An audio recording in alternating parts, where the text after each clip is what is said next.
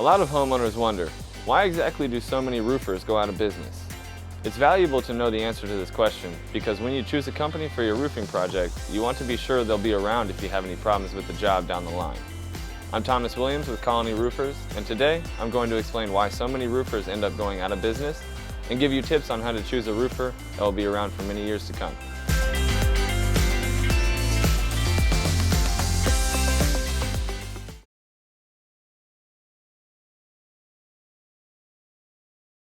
It's worth first considering, what is the average homeowner's perception of the roofing industry?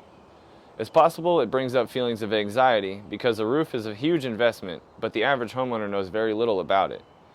This means you have to rely heavily on the word of the roofer about what they recommend, be it a repair or even a full replacement.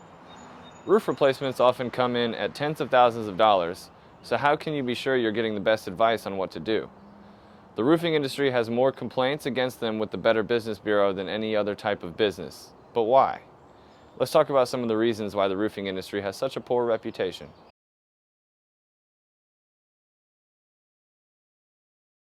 The most important thing any business owner should care about is customer satisfaction. The way customers are treated is important, and it's important that they feel they are getting not only what they pay for, but also that they understand what they are paying for and are satisfied with the outcome. Many roofers treat their customers poorly and simply just don't do the work up to the standards homeowners expect. Poor quality work is a big issue in the roofing industry. Many contractors will cut corners to give cheaper quotes and be able to pocket more money. Right along with poor quality work is messy work sites. The last thing you want after shelling out thousands of dollars is to be left with a yard full of nails and debris. But the truth is, there are many companies out there that simply don't care enough to clean up properly when the job is finished.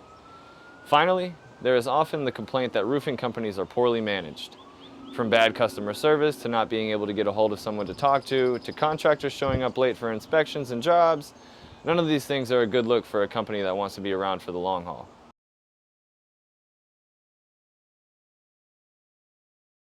No homeowner wants to hear the word scam, especially considering the average cost of roofing jobs.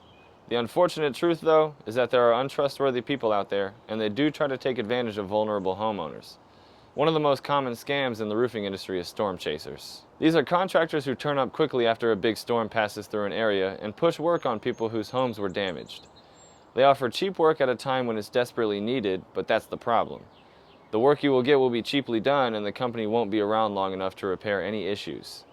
Some storm chasers even simply promise the work and pocket your money without doing the job. Beware of anyone who turns up after a big storm promising work at a price that seems too good to be true.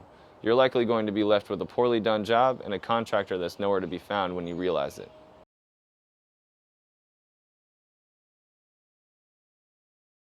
Beyond the generally poor image that the roofing industry has, many roofers simply take advantage of shady practices. While there are plenty of honest and trustworthy roofers out there, there are just as many who want to make fast money. These roofers come in with lowball offers that honest companies simply cannot match, seemingly providing you with the best value for your money. But why is that so dangerous to you as a homeowner?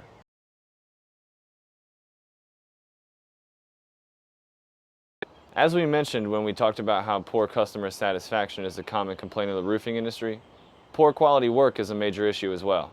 A big part of the reason these roofers are able to charge so little is because they aren't even quoting you enough to get the job done properly, and they certainly won't pay for skilled labor to complete it.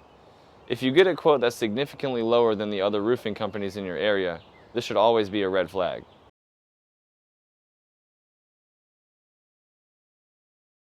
What is ghost insurance? In order to register your business, many states require proof of insurance. This is where ghost insurance comes in. Cheap companies can get a paper stating they have an insurance policy, but that's it. The policy doesn't actually cover anything. It simply exists to fulfill the state's requirement of operating a business. You may be wondering why any company would do this, and that's a great question. Workman's comp and liability insurance are expensive, and many companies who are charging cheap prices in the hopes of making as much money as possible don't care if you or their workers are protected in the event of an accident.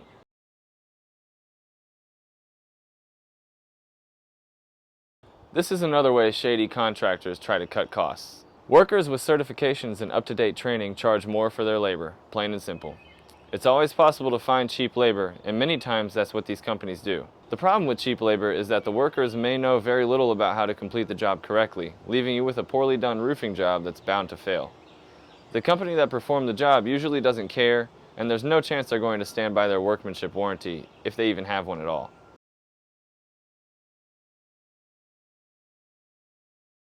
Cheap quotes will get you cheap materials. You may get a contractor that promises you great quality work, but if the price seems too good to be true, it probably is.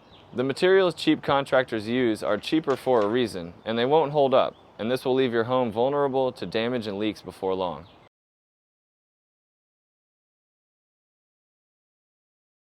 So, how can you tell if you're dealing with an untrustworthy roofing company? Here are some of the biggest red flags to look out for when you're in the market for roofing work. The first is insurance. Any good roofer will gladly provide you a copy of their insurance policy, which should state exactly what's covered and what the limits are. If they can't or won't provide this, be very wary of working with them. Next is bad reviews.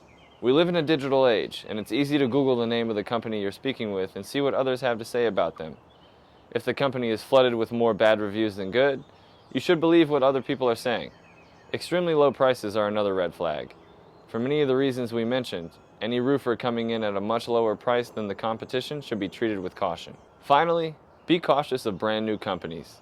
While this isn't a reason in and of itself not to work with a company, because everyone has to start somewhere, if they're a new company coupled with any of the reasons we mentioned, you should look elsewhere for roofing work.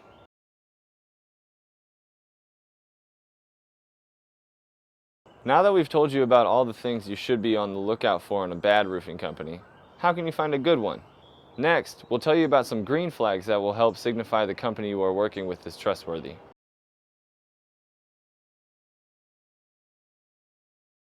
Just like bad reviews say a lot about a company, good reviews speak volumes. It says a lot when a customer has such a great experience that they take the time to let others know about it. A company with consistently good reviews lets you know that they care about their customers and the experience they have with their company.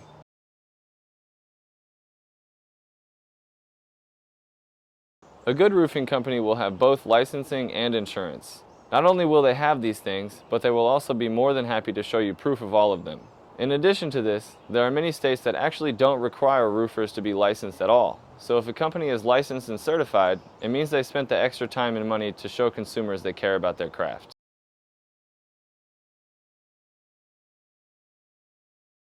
Why does a website matter? Having a good online presence and a professional-looking website lets you know that the company you're working with cares enough about their image that they spent time and money developing a website. This is a good sign that they care about building trust with their clients and that they plan on being around long term.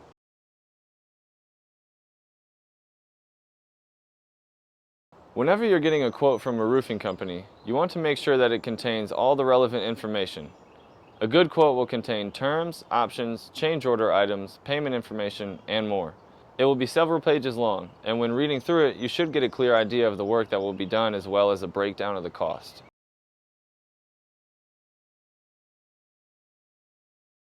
Finally, you want to look for a company with good customer service. How a company handles your first interaction says a lot about them. Did they get back to you quickly? Were they able to answer your questions and get you an inspection and a quote in a timely manner?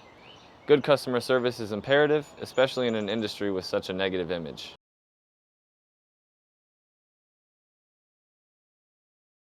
If you live in the greater Atlanta area and you're looking for a roofer you can trust, you can always reach out to us at Colony Roofers.